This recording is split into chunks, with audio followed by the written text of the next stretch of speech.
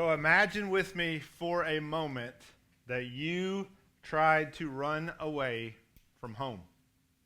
Now, before you picture some dramatic movie scene where you pack a suitcase, you hop on a train, and you set off on some grand adventure, let me clarify. You are 9 years old, and your grand plan to run away is to your best friend's house, which is only 3 houses down the street. Why do you want to run away? Well, you have gotten into some trouble for something that you don't even remember what it was for. And you are convinced that your parents are being completely unfair. So you did what any rational 9-year-old child would do. You grabbed your Spider-Man backpack, you stuffed it with 2 granola bars, a juice box, and your favorite stuffed animal, and you dramatically stomped out of the house. The plan was flawless until you realized that you really have nowhere to sleep and no money. And after about an hour of sitting on your best friend's front porch, because they're not even home, you get hungry, cold, and honestly, a little scared. So you do the only thing that you know to do. You go back home. And guess what? Your parents are not waiting there with an army of police officers ready for a manhunt. They aren't even upset. Your mom simply opens the door, sighs, and says, "Are you ready to come inside now?" That was it. Turns out, they knew where you were the entire time, because you could see your best friend's front porch from your kitchen window. Again, you weren't exactly the criminal mastermind that you thought you were. Your little escape attempt isn't what someone would call legendary. But it reminds me of someone in the Bible who actually tried to run away from God himself. And spoiler alert, it didn't work. Jonah was a prophet, which means he was someone who literally heard messages from God and then was expected to deliver those messages to the people, to God's people. One day, God gives Jonah this message. Jonah chapter 1 and verse 1. The Lord gave this message to Jonah, son of Amittai. Get up and go to the great city of Nineveh. Announce my judgment against it, because I have seen how wicked its people are. Okay, so at first, this might actually sound a little bit exciting for Jonah. Jonah's getting to travel to a great city that he's probably never been and share some good news, right? No, this actually might not go over so well. Chances are pretty good that the entire city is not going to be thrilled to hear Jonah telling them how wicked they are. Well, let's see how Jonah responds. Verse 3. But Jonah got up and went in the opposite direction to get away from the Lord. He went down to the port of Joppa, where he found a ship leaving for Tarshish. He bought a ticket and went on board, hoping to escape from the Lord by sailing to Tarshish. Well, that doesn't seem very prophet-like now, does it? Nineveh was east, but Jonah went west. And he didn't just go a little bit further west. He literally went to the farthest known city in the opposite direction of where God told him to go. Here's how that turned out. Verse 4. But the Lord hurled a powerful wind over the sea, causing a violent storm that threatened to break the ship apart. Fearing for their lives, the desperate sailors shouted to their gods for help and threw the cargo overboard to lighten the ship. But all this time, Jonah was sound asleep in the hold. So the captain went down after him. "How can you sleep at a time like this?" he shouted. "Get up and pray to your God. Maybe he will pay attention to us and spare our lives." So a massive storm hits.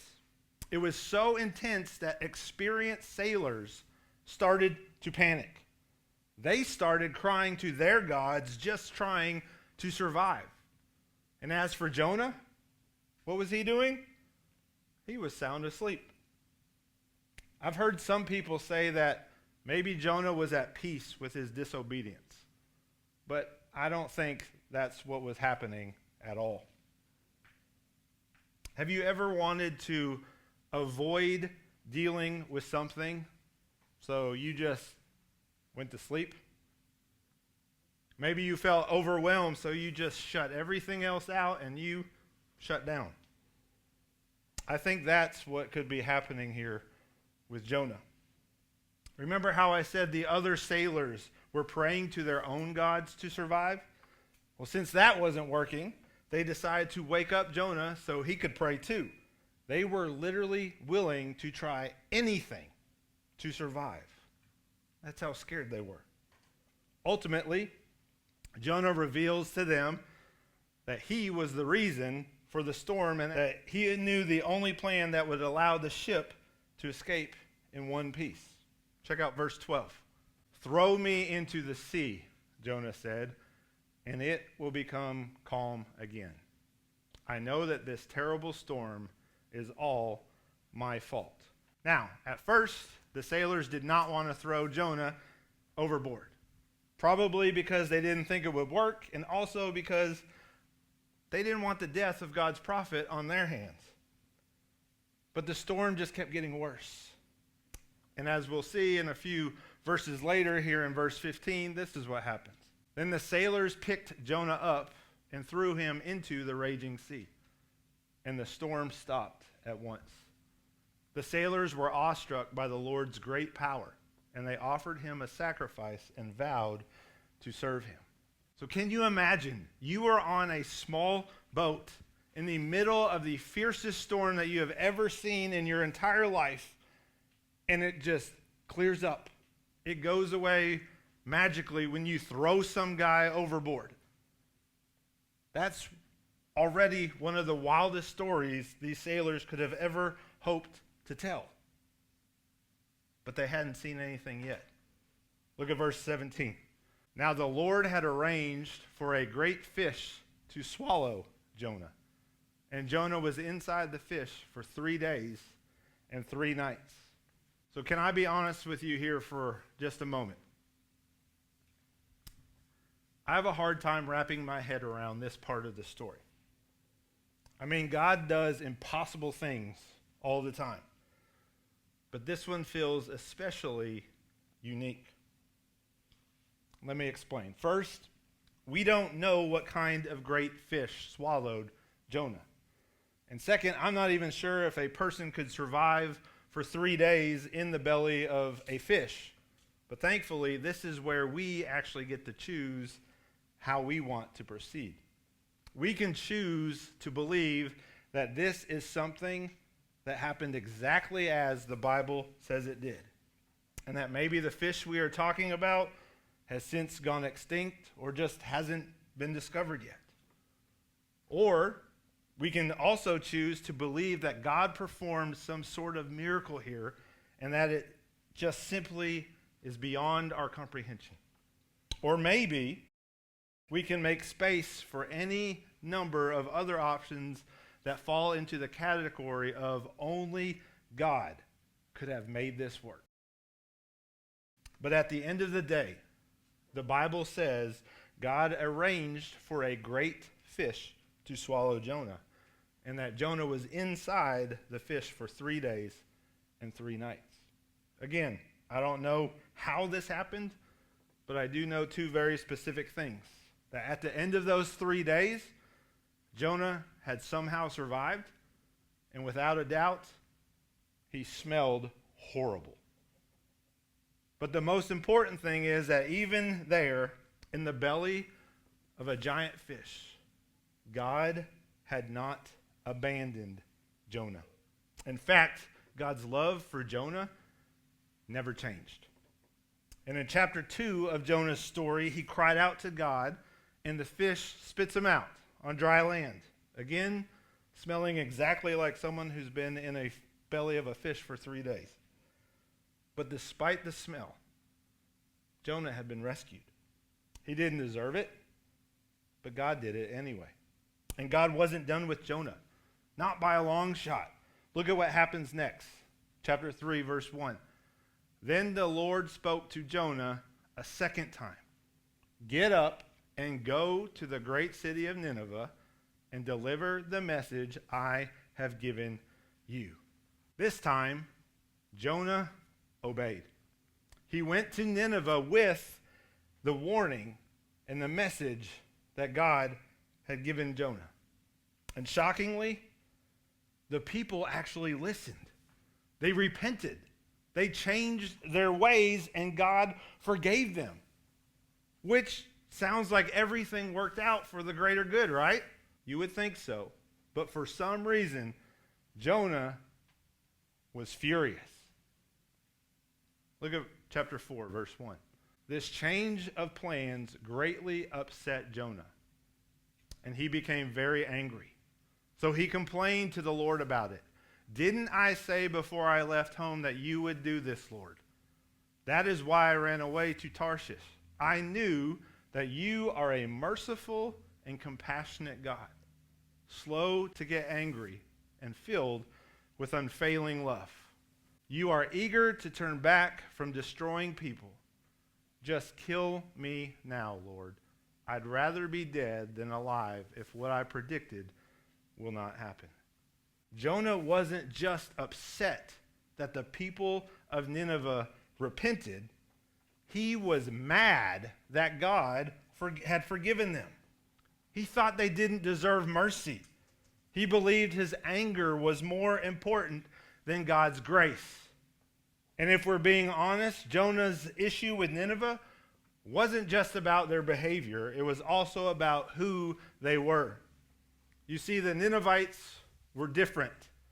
They lived in a completely different country. They worshiped different gods. They spoke a different language, and they had been an enemy of Israel for generations. From Jonah's perspective, they were everything that his people were not. And from Jonah's response, it seems like he didn't believe that God's grace could be extended to people like them. Jonah's story doesn't end with victory, but with a lesson. That God's love is bigger than our pride, our mistakes, our disobedience, and even our prejudices. Now let's talk about what this story means for us. And number one is this: you can't outrun God's calling. Jonah thought that he could escape God's mission by sailing to the edge of the known world.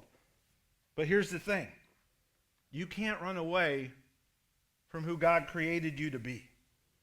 Psalms 139, verse 7 puts it this way: I can never escape from your spirit. I can never get away from your presence. If I go up to heaven, you are there. If I go down to the grave, you are there. No matter where Jonah went, God was already there. And God's calling on his life didn't just disappear because he bought a ticket for a boat ride. Think about it like this. Have you ever tried to avoid doing your homework by hiding your backpack or, quote, forgetting your Chromebook at school? The assignment doesn't just go away because you're not looking at it. Eventually, you still have to deal with it. That's kind of what Jonah was doing.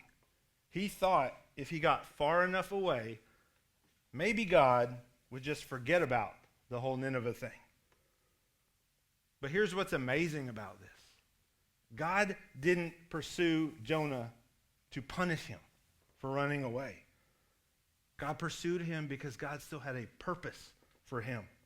The storm, the fish, all of it wasn't God's way of saying that I am angry at you. It was God's way of saying I am not giving up on the plan that I have for your life. And that's the way that God works with us too. When we try to avoid what he's calling us to do, Whether it's having a difficult conversation, stepping out of our comfort zones, or just being obedient in some area of our lives, God doesn't chase us with judgment. He pursues us because he believes in what he's calling us to do and who he's calling us to be. If you have been running from something God has been asking you to do, here's what you need to know. That God's calling on your life doesn't have an expiration date. He's not waiting around the corner with a lightning bolt to strike you dead. He is waiting to help you take the next step towards what he has designed you for. Which leads us to point number 2, the next thing that we see in Jonah's story, and that is God gives us second chances. Jonah didn't just disobey God. He intentionally ran in the opposite direction from what God had called him to do. If anyone had ever completely blown it, it was Jonah. And yet, look again at Jonah chapter 3, verses 1 and 2. Then the Lord spoke to Jonah a second time. Get up and go to the great city of Nineveh and deliver the message I have given you. There is so much grace packed into that phrase, a second time. God didn't say, well, Jonah, you had your chance. He didn't write him off. Didn't say, I'm done with you and move on to someone else. Instead, God gave him another opportunity to step into what God had called him to do. And what did Jonah do with this second chance? This time, he obeyed. He went to Nineveh. He delivered God's message, and the entire city came to God. One of the greatest revivals in history happened because God believed in Jonah enough to give him another shot. And the same is true for you. No matter how far you have strayed, how badly you have messed up, or how many times you've failed, God is not done with you. He's still ready to say, let's try this again.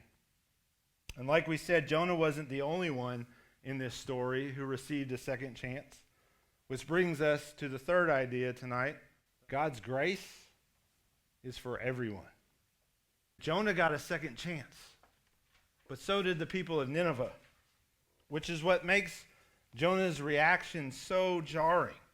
Right, look again at how Jonah responded to God in Jonah chapter 4, verses 1 through 2. This change of plans greatly upset Jonah, and he became very angry. Didn't I say before I left home that you would do this, Lord? That is why I ran away to Tarshish. I knew that you are a merciful and compassionate God, slow to get angry and filled with unfailing love.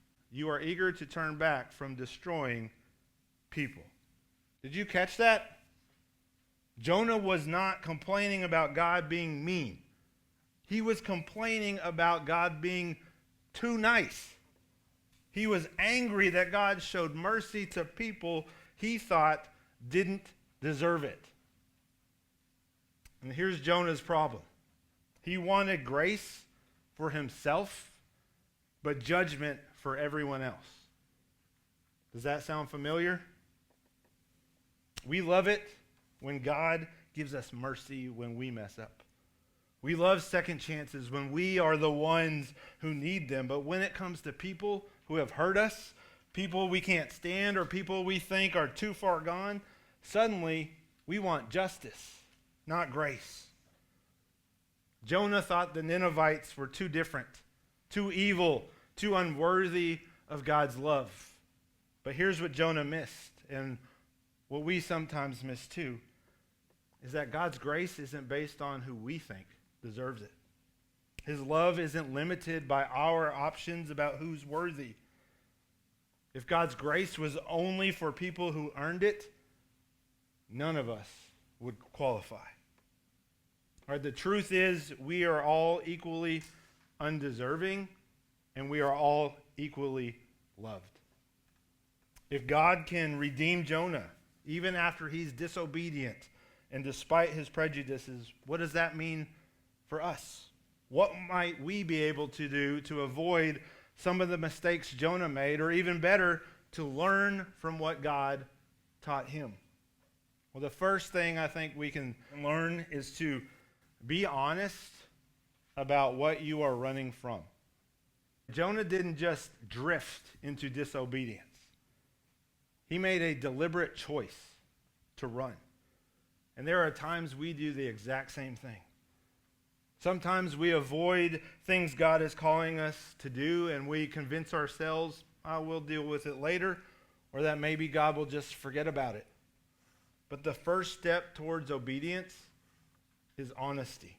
You can't move forward until you're willing to name what you have been avoiding. Maybe it's a conversation that you need to have with someone you hurt. Maybe it's forgiving someone who hurt you.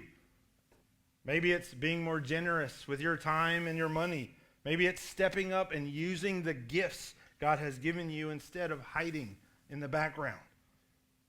This week, I want to challenge you to take 5 minutes. 5 minutes. No distractions, no phones, nothing. And ask God one simple question. God, what have I been running from? And then listen. 5 minutes. And listen to what God has to say. And whatever comes to your mind, write it down. Because you don't have to fix everything right now. But you do need to be honest with what you've been avoiding. Because here's the thing. God already knows what you're running from. This isn't surprising him with some new information. It's about you being ready to stop running. Because once you stop running, then you can move on to number 2, which is take one small step of obedience. Once Jonah stopped running, he realized God was giving him a second chance. But here's what's important. Jonah didn't have to fix everything at once. He just had to take the next step. He had to show up and be obedient with what God was asking him to do right then. And the same is true for you. If you've already identified something that you have been running from, just know that you don't have to solve it completely this week. You just need to take one small step in the right direction. If it's a conversation that you need to have with someone, maybe your step is just sending them a text and setting up a time to talk about it. If it's forgiveness, maybe your step is to pray for that person instead of talking about them behind their back. Whatever it is, just pick one specific thing that you can do this week and try to make it small enough that you can actually accomplish it, but big enough that it helps you move forward. Because obedience isn't about perfection. It's about progress. God isn't expecting you to have it all figured out overnight. He just wants to see that you are willing to trust him with the next step, which leads to choose grace over judgment. Remember, Jonah loved getting a second chance, but he sure hated it when Nineveh got one. And if we're being honest, we all do this, wanting mercy for ourselves, but judgment for others. I also want to challenge you this week to pick one person who has been difficult to love. Maybe it's a classmate who has been rude to you, a sibling who constantly annoys you, or someone who has genuinely hurt you in some way. Instead of holding on to resentment, complaining about them, or hoping they get what's coming to them, choose one way to show grace. Maybe it's choosing not to respond when they are being difficult. Maybe it's saying something kind instead of sarcasm. Maybe it's forgiving them in your heart, even if they haven't asked for it. Grace does not mean letting others walk all over you, pretending that what they did was okay. It means choosing to respond to others the way God responds to you, with love instead of revenge, and kindness instead of bitterness. When you choose grace over judgment, you're not just helping the other person. You're becoming more like God, who chose grace over judgment for you. Remember, God still loves us, even when we're disobedient.